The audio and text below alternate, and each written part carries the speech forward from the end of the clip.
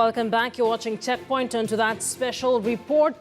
Tonight, they've contributed to building the nation and nurturing and raising the society we now live in. But sadly, they have over time been neglected, dejected, abused and disinherited. KTN's Timothy Otieno tells the story of the country's oldest and most vulnerable population. Here now is part one of the forgotten generation.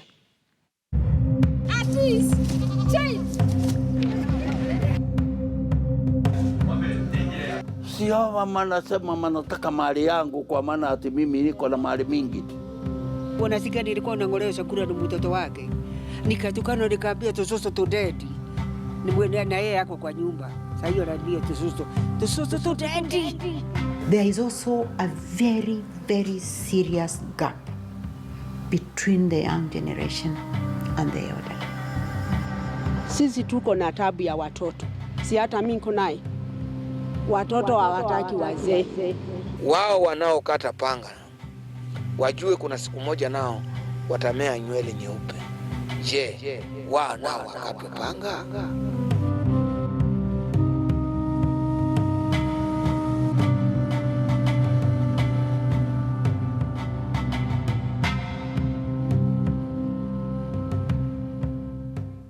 Kenya was recently upgraded to a middle-income country by the World Bank. It boasts of 47 million hard-working citizens.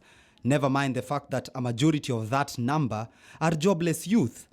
But for a state whose GDP has been increasing at an average of 5% over the last decade, a lot of where the country is right now can be owed to people like these, who worked hard in their prime, did their due diligence, and are now supposed to be enjoying the fruits of their labor in their old age. Stephen Njuguna is a wealthy man. After years of labor at a British-owned dairy farm in Naivasha in the 1960s, he took a risk just before his retirement, invested in Nairobi's Kawangware area, and is now one of the nibble-witted landlords in the area who rake in big cash at the end of every month. Aside from these residential housing units, he has invested in land in Kajiado County, totaling to 12 acres. But his calm and unassuming demeanor does little to reveal of a man who knows his worth. But wealth isn't necessarily happiness, and Stephen hasn't been happy for the past 5 years. It's in 2015 when two of the daughters he sired with his second wife took him to court claiming stake to his vast empire. Si hawa manasema manataka mali yangu kwa maana ati mimi niko na mali mingi.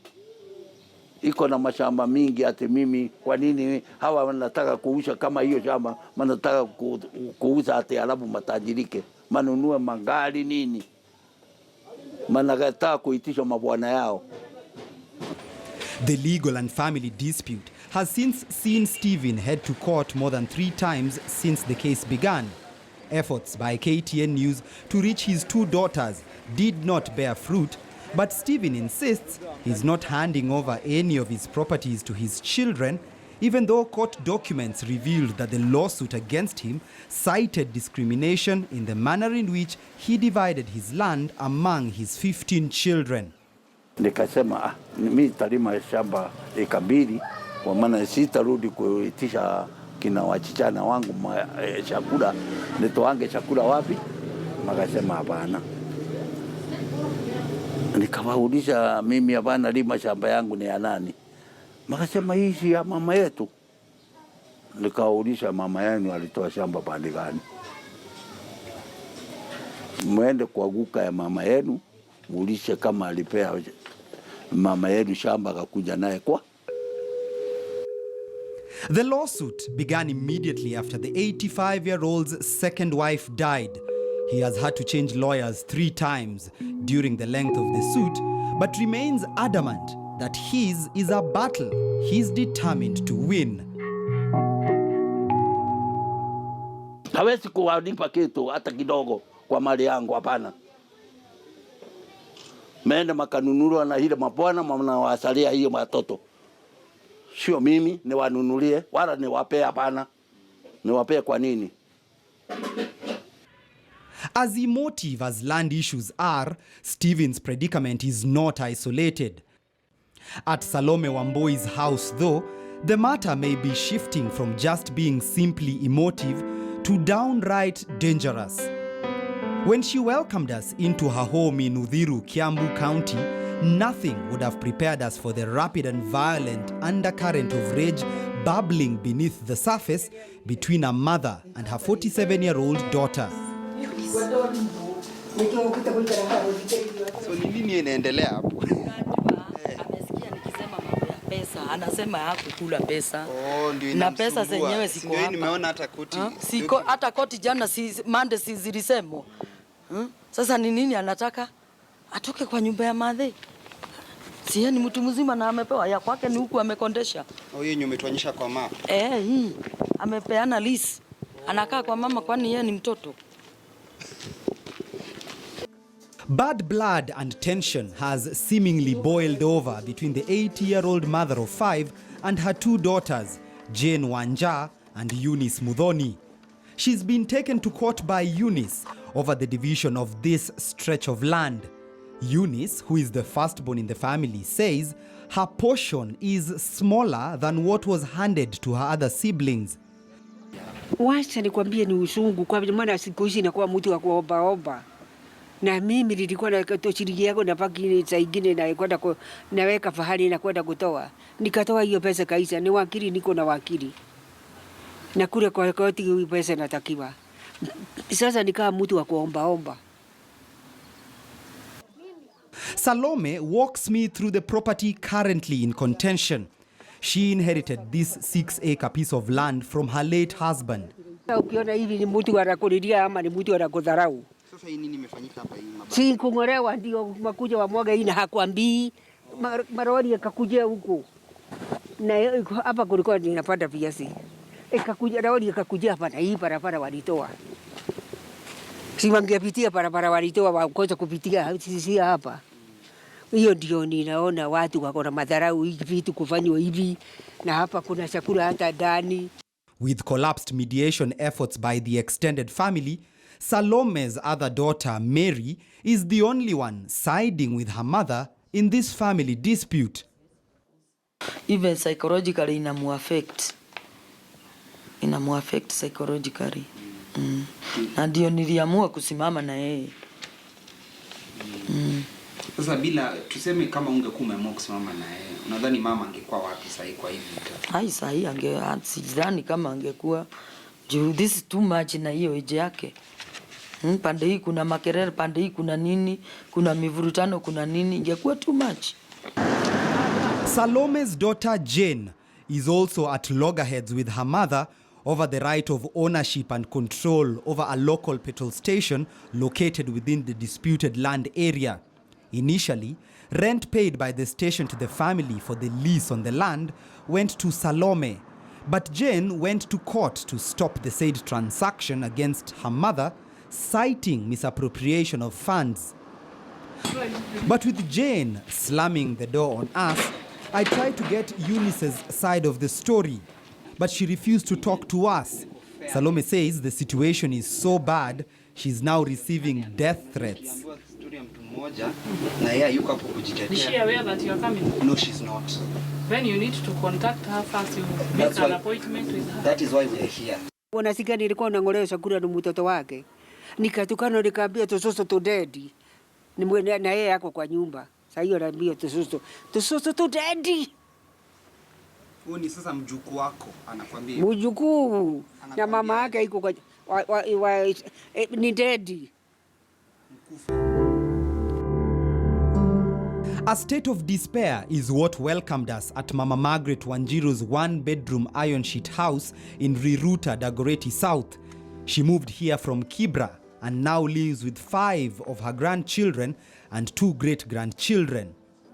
Tabu napataga sana kwaja ya chakula. Ya chakula naonaga tafu sana. No, anaweza kuchuna maboga wakule peke yake kama tunakosa pesa ya unga. Kwa hivyo na mimi unaona ni mgonjwa.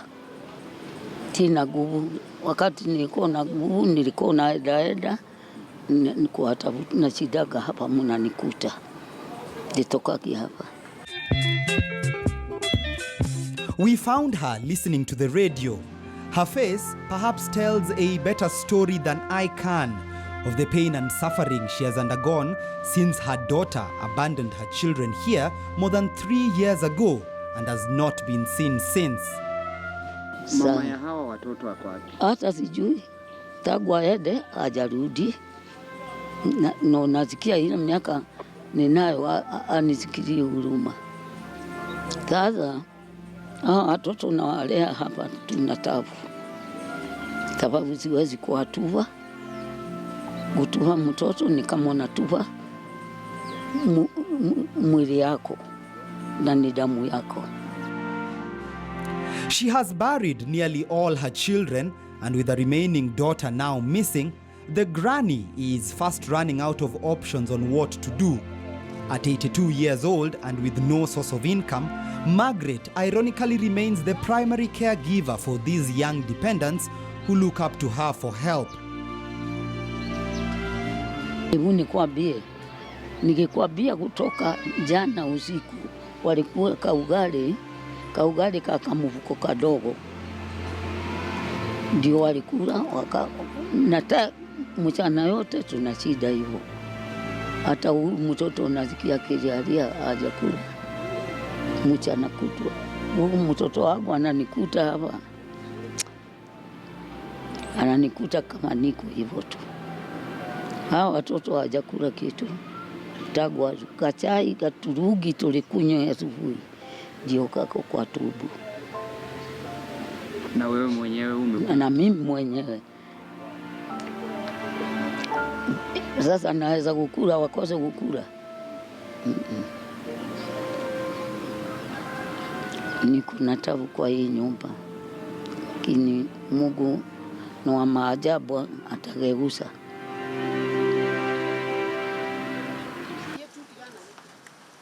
It's a burden that sometimes Margaret's neighbors try to help her bear.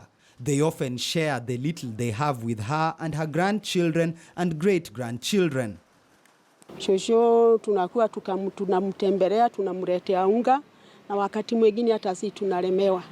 Shauri mimi sina kazi, lakini najikaza nione shosho anakula na manguo ya watoto. Ya kuuliza ni kuuliza serikali. Kama wanasaidia watu, wanisaidie. Sababu nina hawa watoto na sina nguvu, sina la kufanya. It's a plea that Margaret shouldn't even be making in the first place. The national government has often boasted of an ambitious cash transfer incentive under its Inua Jamii program, targeting persons with disabilities, orphans, vulnerable children, those living in extreme poverty, and the elderly. The program is currently in its 7th year of implementation and has received glowing reviews from the state on its effectiveness. It used to delay. We are now, the government is able to pay in time. The Inua Jamii program was officially launched in 2013 by President Uhuru Kenyatta. It's a system aimed at utilizing billions of shillings of taxpayers' money every year through conditional cash transfers as part of a larger social welfare program meant to improve the lives of the extremely poor, the vulnerable, including children and the aged.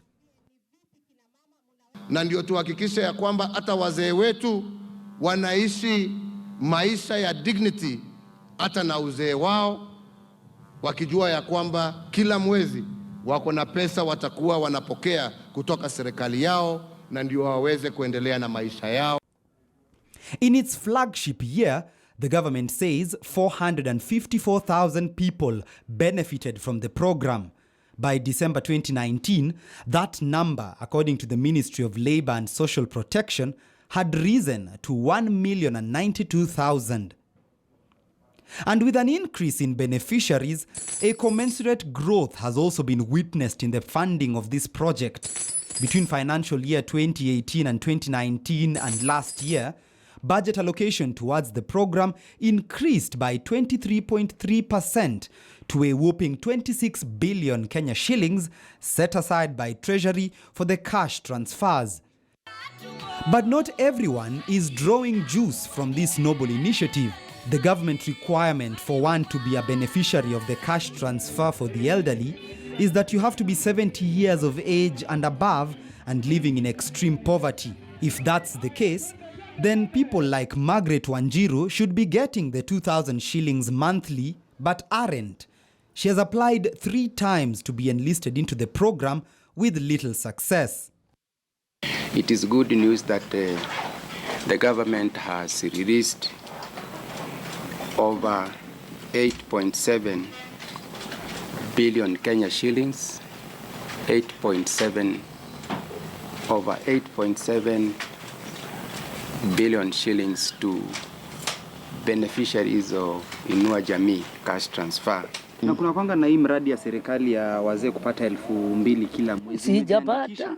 Tabu niandikishe, sijapatiwa pesa ya wazee. Sijapatiwa. Mimi nangojaga niitwe, sioni nikiitwa. I tried to find out why Margaret was yet to receive this cash, yet she was eligible to get it. At the local Social Protection Affairs sub-county headquarters in Dagoretti, the offices remained closed despite the fact that it was a weekday. It would take another 2 separate visits before we finally found someone to talk to. So we are just from the social welfare office, where today we've been lucky enough to find an official on duty, and she's been able to speak to us off camera, telling us that there'll be no new registrations of the elderly persons until January 2020. So what this basically means is Margaret Wanjiru and many others like her will have to, for the time being, fend for themselves. The state, up to the point of airing of this report, is yet to roll out the new registration. Despite having 2 phases of registration in 2018 and 2019, not everyone has been receiving the cash, and even those who do received the 2,000 shillings late. Wao serikali yao ni gani? Kwani wao serikali yao ni gani? Na hao watu wako kila mahali. Unakuta county kama the other day ni Makueni County. Hizi pesa za serikali 3 years ago, the whole sub-county, unapata watu 4 ama 5 wanapewa. Na watu wako busy wanasema kila mzee tumempa